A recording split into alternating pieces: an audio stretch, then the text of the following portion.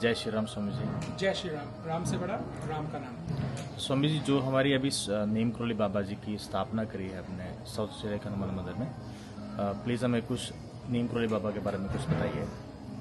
जी, नीम करोली बाबा, उनके चमत्कार सबको पता है कि कुछ बंदे कहते हैं कि स्टीव गया उधर या विराट कोहली गया, उससे पहले भी टाटा बिरला भी गए थे। इतना पीछे किसी ने ध्यान नहीं दिया। बिरला जो गए थे, यदि आप सर्च करेंगे, गूगल सर्च भी करेंगे, गूगल बाबा को चेक करेंगे, तो जो टाटा बिरला हम पहले बोलते थे, बिरला जी भी स्टार्टिंग में वहाँ पे गए थे। तो ऐसा कोई नहीं है जो बाबा के पास ना गया हो एक मन की शांति के लिए। देह त्यागने के बाद तो एक वहाँ पॉजिटिव वाइब है, तो आपको एक डायरेक्शन मिलती है कि आपको करना क्या है। पर जब उनका देह था, वो काफ़ी बड़ी बड़ी हस्तियाँ हैं जो जब अपने मार्ग से विचलित हो जाती हैं या मार्ग भटक जाते हैं या उनको एंजाइटी होती है कि हम करें क्या, तो कहीं ना कहीं वो उधर गए, जीवित थे जब बाबा जी, तो उनका मार्गदर्शन हुआ और वहाँ से फिर वो आगे बढ़े हैं। जैसे आपने बोला गूगल बाबा, ये सच में ऐसा उनको बोलते हैं? गूगल क्या होता है? गूगल में वो डाटा होता है जो हम फीड करते हैं। कि जैसे अभी आपने सिडनी टू मेलबर्न ड्राइव किया आपने, तो जो ऐप होती है वेज या कोई ऐप होती है जैसे, तो आप ऐप में डाल सकते हो कि यहाँ पुलिस वाले खड़े हैं, यहाँ कैमरा है। तो जब बंदे फीडबैक देते हैं तो वो फीडबैक ऐड होके होता जाता है। तो कई बार हम ये नहीं सोच सकते कि जो उसमें डाटा एंटर किया है वो सही ही होगा, क्योंकि जो उसमें डाटा एंटर कर रहे हैं वो हमारे जैसे बंदे ही हैं जो अपडेटेड आते हैं। तो उसमें आपको किसी भी चीज़ के कई तरह से आंसर मिलेंगे, क्योंकि बंदों ने उसमें कई तरह से फीड किया होगा। तो इसका मतलब ये है कि जो नीम करोली बाबा है उनके पास हर चीज़ का आंसर है और हर चीज़ का हल है। बाबा का क्या था कि बाबा के बहुत सारे चमत्कार हैं। यदि बाबा के पास कोई दुखी आता था तो कभी भी बाबा ने उनको बहुत कम जवाब देते थे, वो बहुत कम बोलते थे। बाबा की शक्तियों का ये बताया गया है कि बाबा एक जगह होके 8-10 जगह होते हैं। ये साधना होती है कि आपका शरीर कहीं है और आपकी आत्माएं और कहीं जा सकती हैं जब आप साधक होते हैं। तो टाइम ट्रैवल भी बोल सकते हैं उनको कि आप एक ही जगह पे, यहाँ पे भी बैठे हैं हम, सिडनी होटल में भी बैठे हैं, इंडिया होटल में भी बैठे हैं, ऐसे होते हैं। तो वो दूसरे को महसूस नहीं होगा, साधक को ही पता होगा कि शरीर कहाँ है। इसमें थोड़ा कुछ खतरा भी रहता है, बट उनके पास वो टाइम ट्रैवल की चीज़ें थी क्योंकि उन्होंने अपने शरीर को ऐसे साध रखा था। और यदि बाबा की आप बात करें तो कोई भी यदि उनके पास जाता था, तो यदि आप उनकी डिसरिस्पेक्ट करेंगे, कुछ कहेंगे, जैसे एक का चमत्कार बहुत सारे हैं, तो एक का है कि भाई उसका बच्चा बीमार था, तो वो आके बोलने लग गया, बाबा मेरा बच्चा बीमार है। तो बाबा ने कोई जवाब नहीं दिया। बाबा ने बोला जा ये कर ले और ठीक हो जाएगा, घर तो जा। तो घर गया तो बच्चा ठीक हो गया। तो बाबा ज़्यादा डिटेल में चीज़ नहीं बताते थे। यदि आपको ज़रूरत है तो वो कर देते थे। जैसे दूसरा एग्जाम्पल है, एक काशी में उन्होंने बोला कि एक संत है, उसकी देह त्याग दिया है उसने राम नाम लेते हुए, और उसको आप वो कर दीजिए, विसर्जित कर दीजिए या उसकी अग्नि दे दीजिए। तो उधर बैठ के जो भक्त बैठे थे वो सोच रहे हैं कि ये क्या क्या बात कर रहे हैं बाबा, कहाँ की बात कहाँ वो कर रहे हैं। तो कई बार आप देखोगे, आप संतों के साथ बैठे होंगे, हम ABC कह रहे होंगे और वो XYZ पे होंगे। इसको कोड वर्ड या कुछ भाषा लगा लीजिए आप, बट साधक या संत ही उसको समझ सकता है कि ये कहाँ, क्योंकि जो वो बैठे हैं, जो उनके पास एनर्जी है, वो एनर्जी किसी और के बारे में बता रही है। अब मैं और आप बात कर रहे हैं और एनर्जी हमें और ही कहीं की बातें बता रही है कि भाई वहाँ है, और आप सोचेंगे मैं इससे बात कर रहा हूँ, ये क्या बात कर रहा है। तो जब बाद में संतों ने देखा, तो क्योंकि उस समय टेलीफोन इतना कुछ नहीं होता, तो बाद में खबर आई कि हाँ एक संत ने अपना काशी में देह त्याग दिया है राम राम कहते हुए। तो बाबा राम नाम के बड़े प्रेमी थे। काफ़ियों ने मेरे को बोला भी है कि एक हमारे मित्र हैं, उन्होंने बोला कि हाँ ये बोलते हैं राम से बड़ा राम का नाम, ऐसे ही। ऐसे नहीं है। आप देखोगे भगवान राम विष्णु अवतार थे, भगवान शिव विष्णु की पूजा कर रहे हैं। जब भगवान राम ने युद्ध लड़ा, उन्होंने शिवलिंग की स्थापना की। तो ये साइकिल है, ये पूजा कर रहे हैं। आप किसी को वो करें, भगवान कृष्ण हुए, ये अवतार हैं इनके। तो यदि आप राम के यदि पूरी डिटेल में जाएंगे तो बहुत बड़ा इसका एक मतलब है। उसको गहरता को समझने के लिए आपको पर देखना पड़ेगा, आपको समझना पड़ेगा उसको। आप इसको ऐसे नहीं समझ सकते कि आपने बोल दिया और आपका हो गया। तभी कहा है कि राम से बड़ा राम का नाम, मीन्स जो उसके पीछे मतलब है उसको ऐसे नहीं यार AM या राम, आप यदि करोगे राम, ये एक ब्रह्मांड में आपको साउंड की तरफ लेके जा रहा है। तो इसके पीछे यदि समझने वाले के लिए अर्थ होते हैं, बोलने वाला तो कुछ भी बोल देता है, बोलने से थोड़ी फर्क पड़ता है। अभी आपने जैसे बोला कि बाबा जी ने किसी संत को फ़ोन किया, और मुझे ये जानना कि संत और साधक में क्या फ़र्क होता है, और बाबा जी का संत क्या होते हैं आज के समय में देखो डिफरेंस है। पहले जो संत होते थे वो अपना घर त्याग देते थे।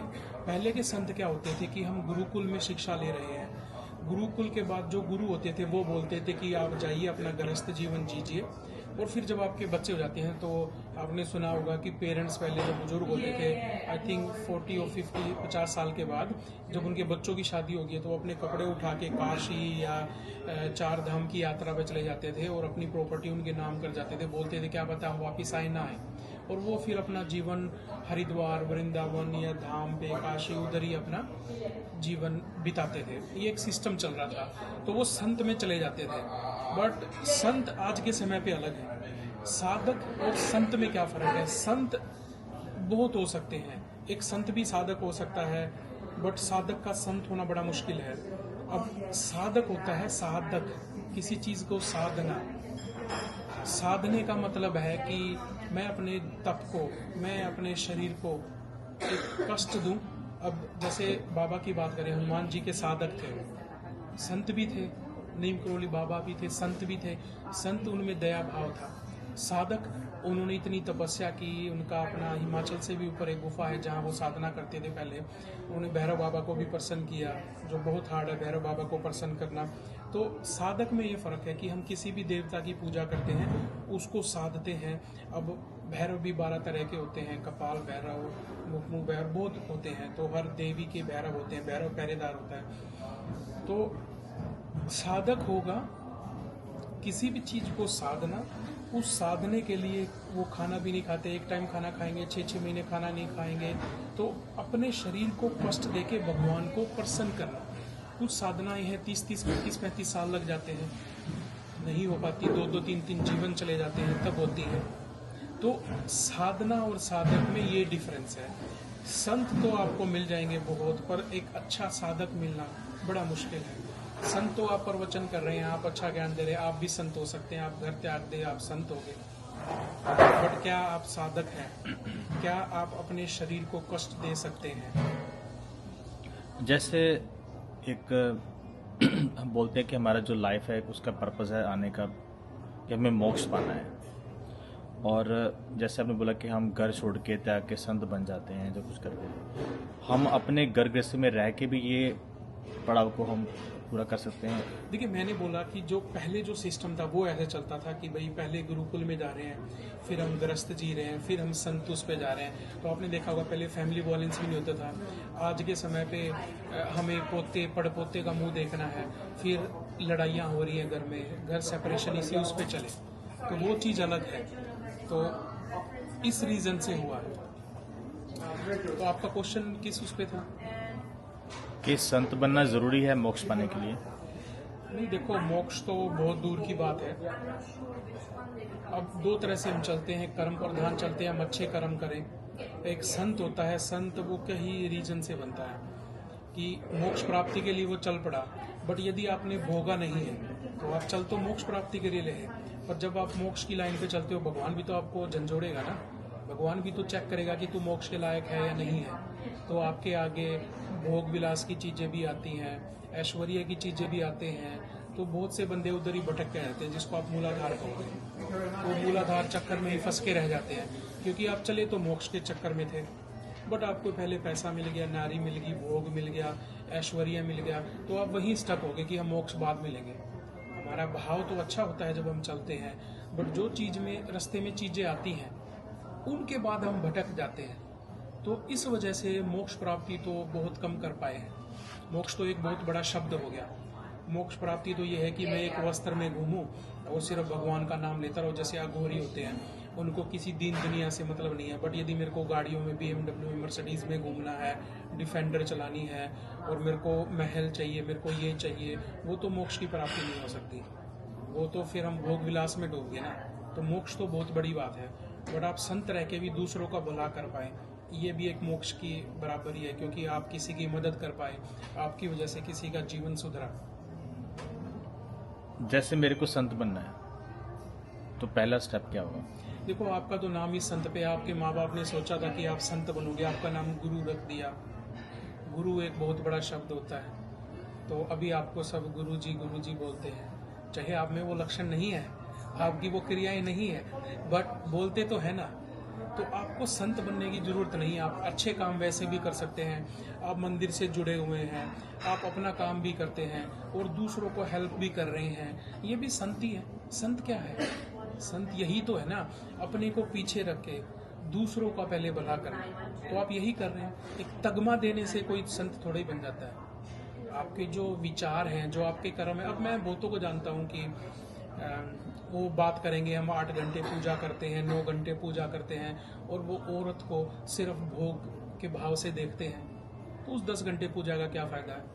तुम 10 घंटे 12 घंटे लगे हो, मैं श्री विद्या पढ़ रहा हूँ, या मैं भगवान की भैरव की पूजा कर रहा हूँ, मैं हनुमान जी की पूजा कर रहा हूँ। अरे भाई, कोई भी आप पूजा कर रहे हो, कुछ भी कर रहे हो, वो देवी का स्वरूप है। आप वहीं से पैदा हुए और आप उसी चक्कर में फंसे हो, उसी को आप गलत भाव से ले रहे हो।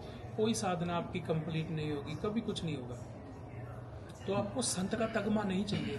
आप अच्छाई का काम कर रहे हैं, आप संती हैं। संत है अपने को पीछे रख के दूसरे का भला करना। जैसे आपने भी बोला कि कोई आप संत बोलते हैं मैं ये पूजा करता हूँ, ये करता हूँ, सब कुछ करता हूँ, लेकिन मैंने कहीं सुना था कि जो ज्ञान है उसको जितना बांटो उतना बढ़ता है, लेकिन जो भक्ति आप जो सेवा करते हो उसको जितना छुपा के रखो उतना अच्छा होता है। देखो, वो क्यों कहा गया है कि जो कलयुग के समय में हमारे साथ बैठे हैं ना, वो भी हमारे नहीं है। अब यदि आप एग्जाम्पल चाहो तो भगत सिंह सबको चाहिए, पर अपने घर में नहीं चाहिए। सबको चाहिए कि भगत सिंह पैदा हो, कोई अत्याचार करे तो उसको मार दे, बट वो मेरा भाई ना हो, मेरा बेटा ना हो, मेरा बाप ना हो। तो ऐसे कैसे होगा? तो ये इशू है इस लाइफ में। सबको, अब आपके बराबर में कोई आपका मित्र बैठा है, अब मैं उसको 10 रुपये एक्स्ट्रा दे दूँ, वो आपसे मिनट में धोखा कर देगा। इसलिए कहते हैं आप अपनी भक्ति को छुपाओ, क्योंकि भक्ति आपकी और भगवान को, आप किसी को, इंसान को दिखाने के लिए थोड़ी भक्ति कर रहे हो। आप तो भगवान को प्रसन्न करने के लिए, अपने बुरे कर्म काटने के लिए, और ताकि आपको शक्ति मिले, आप दूसरों का भला कर पाए, उसलिए कर रहे हो ना। तो आपको दिखाने की जरूरत नहीं है भक्ति। बड़े बुजुर्ग हमारे कहते थे कि बेटा, दूसरे को देख के खाना, दूसरे को देख के कमाना, और अपने घर को देख के खाना।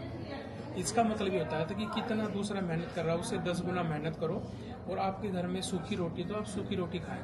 बट आज के समय पे क्या हो रहा है, कोई गुच्ची पहन रहा है, कोई पराठा कुछ पहन रहे हैं, वो अमीर दिखाने के लिए करते हैं, वो है नहीं एक्चुअली में, वो दिखावे के लिए है। तो इसलिए आपको दिखावे की जरूरत नहीं है। तो आपका बहुत बहुत थैंक यू, बहुत बहुत शुक्रिया, आपने इतनी अच्छी इन्फॉर्मेशन पास की, और आज हम यहीं पे समाप्त करते हैं। जय श्री राम। राम से बड़ा राम का नाम।